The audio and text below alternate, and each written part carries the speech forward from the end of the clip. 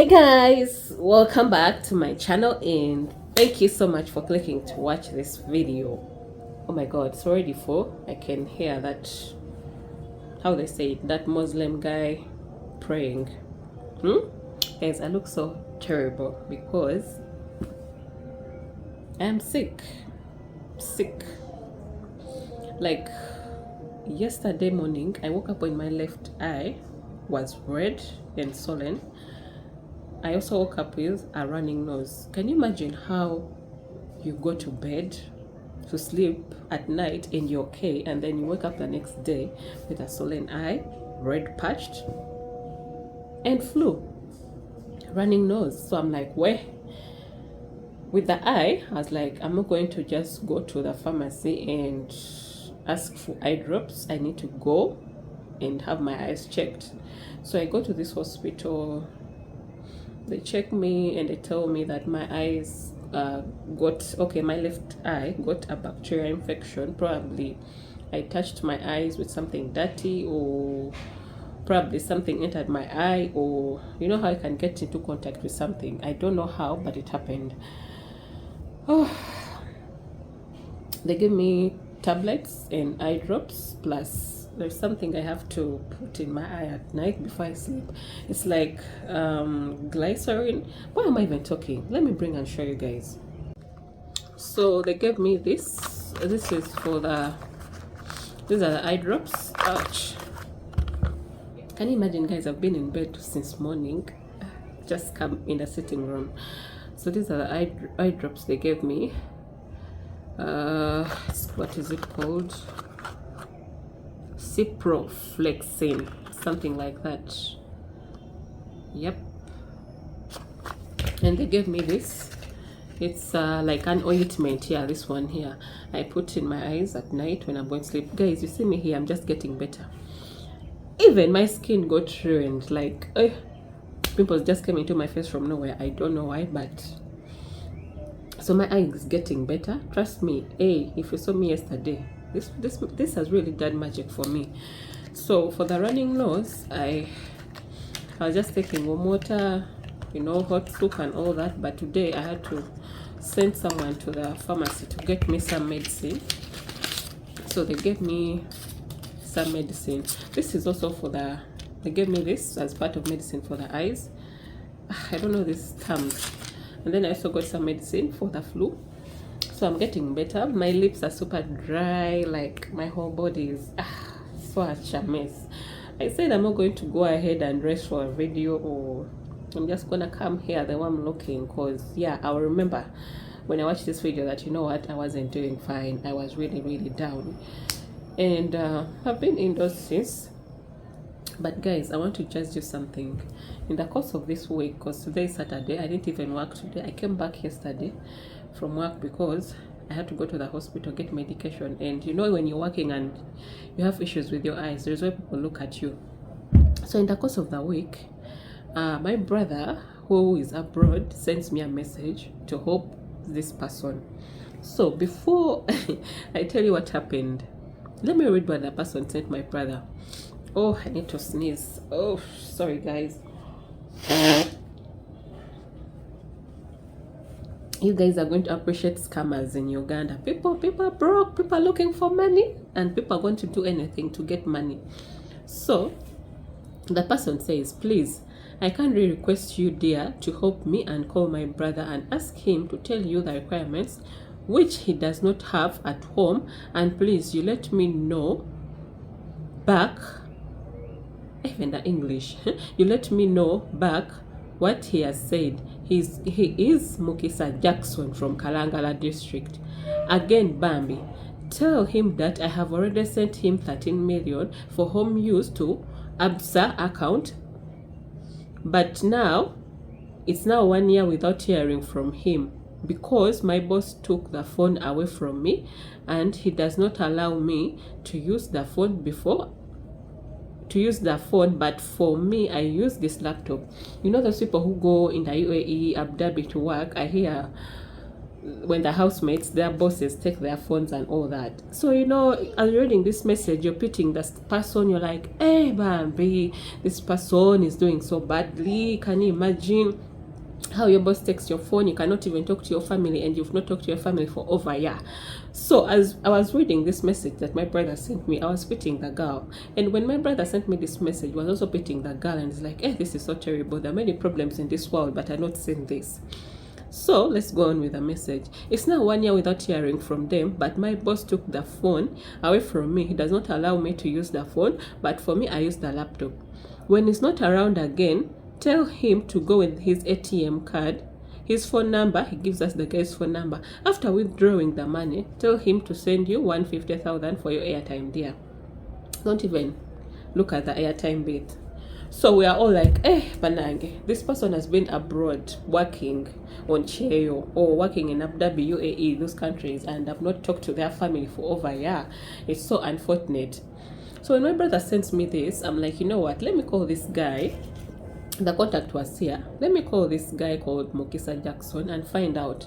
So I call the guy, and the way the guy is talking is like, oh, hello, aunt, how are you? Because the guy was speaking in Luganda. Hello, aunt, how are you? I'm like, am I talking to Mokisa Jackson? He's like, yeah. Do you know of this person called Anne who is in the UAE working? And he's like, yeah, I know. That is my sister. It has been a year. We've not talked over a year. We've not talked to each other. I don't know how he's doing. And can you imagine, our mother passed on, and after our mother passing on, our dad got a stroke because of our mother passing on. And I remember back then our sister used to send us money to build our mother house. So things are so hard for us in the village, in Kalangala district. I don't know. Oh my God, it is so good that you have called me. How is my sister doing? How can I talk to my sister? How can I access my sister? So I go ahead and read for the guy the message the sister sent my brother, and it's like, oh my God, oh, this flow, just a second. So I read the message to the guy Jackson, and you just sympathize with someone and be so empathetic and pity them, and you're like, whoa, there are problems in this world. You've not talked to your parents for over a year, only to find out that your parent passed on, your dad has stroke. So here you are, pitying this person, being empathetic, compassionate at the same time, and you're like, wow, this is so much. How someone loses their mom, they haven't talked, their father is struggling. And when this person is talking, this scammer, the so-called scammers, they're talking, you feel like, oh my God, that this is so bad. So you extend a hand to help, right?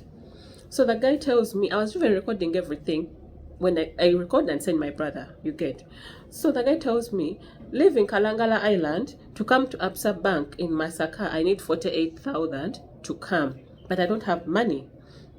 Then I'm like, oh, really? Okay, I'll first send this to my brother to send your sister before I do what? Before we do anything. So the next day, the sister tells my brother that it's okay. You send him that money, he'll pay it back to you because he doesn't have any money, but he's going to the bank to withdraw the 8 million so that he can buy a phone to use to talk to the sister, take the father to the hospital, the father or the dad to the hospital who has a stroke, and also buy some materials for the house.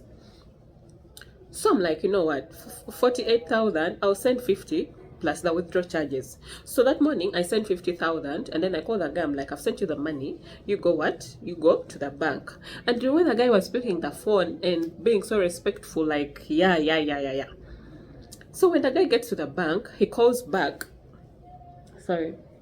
You see how scammers are? They can play with your mind. You feel sorry for someone, you pity people, and you're like, oh, there are many problems in this world. Oh. So the guy reaches the bank, calls me, and is like, I carried my ATM, my ID, but I've reached Absa Bank and they're telling me my account is blocked. I cannot use it. So I'm like, the guy was kind of illiterate. So I'm like, you know what? Let me talk to the manager. So when I talked to the manager, the guy was using all the English he has, explaining things and saying that I will need some money to unblock this account. I didn't even ask him how much. At that point, it just clicked in me, and I'm like, these are scammers. You get? Because if now he's asking for money again, that means he's going to be asking for money, money, money. It clicks in my head. I'm like, these are scammers. So I call my brother and tell him, you know what, Sam, these are scammers. Then he's like, oh, you know, I felt sorry for this person, and I sent you this message, and you also felt sorry for the person. I even showed it to my friend. We're all sorry and saying, oh my God, people have problems. Let us help. You know how you can be with a kind heart to help someone. So I tell him, you know what, these are scammers. And I'm like, let me play along, you know. So I play along, and I'm like, okay, what's your name? Then tells me I'm called Manager Samuel, Masaka branch. So I'm like, okay, send me that account number for Absa. Oh, sorry. So now that I've understood that they're scammers, sorry about that, guys. I'm like, manager, read me that account number for Absa. I want to confirm if it is really, they said blocked or something. So in my head, I'm like, Absa is just near here. I can go there and confirm. So the guy is like, but the guy read you the account number. So I tell him, okay, give me that guy to read me the account number. To read me the account number for Stanbic. And I'm like, but why are you reading me the account number for Stanbic and not Absa Bank? They're like, that is the correct account number. Now this boy, who was all over the place wanting my help, is telling me, oh, this is the correct account number. I'm like, you're lying. That's not the correct account number. That is Stanbic account number, not Absa. Send me the correct account number. So I think they get to realize that probably in Bagudemu, I've understood that they're scammers. And then I tell them, you know what? I work in Absa Bank, of which I was lying. I'm going to call the Masaka branch in the office and try to talk to Manager Samuel. Oh, they hang up. Then they're like, on over to good demo. Now this person has found out and all that. So me in Absa, I go and find out, is there anyone called Manager Samuel in Masaka branch? They're like, no, those are scammers. I'm like, yeah, I know, but I just wanted to find out, to clear my mind and be sure. So after, the gentleman calls me again and reads me an account number for Absa Bank. So you know, when you go to Absa and you have an account number that is not yours, they won't give you any information about that person's account number. So I go and read for them this account number. Like, I need you to confirm if this account is blocked, or if to unblock it, do you need any money to what, to make it active? These people tell me, even before we go there, we don't have any manager called Samuel in Absa Bank, Masaka. So I'm like, yeah, I know these are scammers, but I just wanted to play along and clear my mind to be so sure. Yeah, so I get out of Absa and I call this guy, to cut a long story short. And I'm like, what is 50,000 going to do for you? Is it going to make you rich? I'm like, no, madam, I'm still here stuck at the bank. I need your help. But we need to send this money so that they unblock my account. I'm like, you know what? I know you're a scammer. Stop wasting my time. And I cut them off. So, what I need you guys to understand is, scammers are everywhere. Someone will send you a message that is heart-touching, and you'll be like, oh my God, I need to help this person. You think they're abroad. They were ready for this message. You'll feel sorry. My eyes are getting teary. You feel sorry, thinking this person is doing so bad and I need to support or give the help that is needed, right? But these people are just playing with your mind psychologically to make money out of you. So you need to be so keen of these scammers. Trust me. You need to do your due diligence before sending money. Because me, I was like, oh, I was feeling so sorry. At first, I was reluctant to do the due diligence. I was like, sorry, I sent her 50,000. But when the manager talked to me, I was like, nah, there is no manager in the bank who can talk like that. Then it clicked in my mind as a scammers when I already sent her 50,000. You get? So don't fall culprit of such scammers. They're everywhere, and they will always be there to earn money. You get? Oh, anyways, that is what happened before me falling sick. I'm getting better, but my skin is still, I think it will take some time for it to get better. And I just want to eat some food here. These are green grams and white rice. Then I'll take also a cup of cappuccino. I just need something hot. The sun is out there, but I'm not going anywhere. Yeah. So anyways, guys, see you. I hope you planned something. I love you. Bye.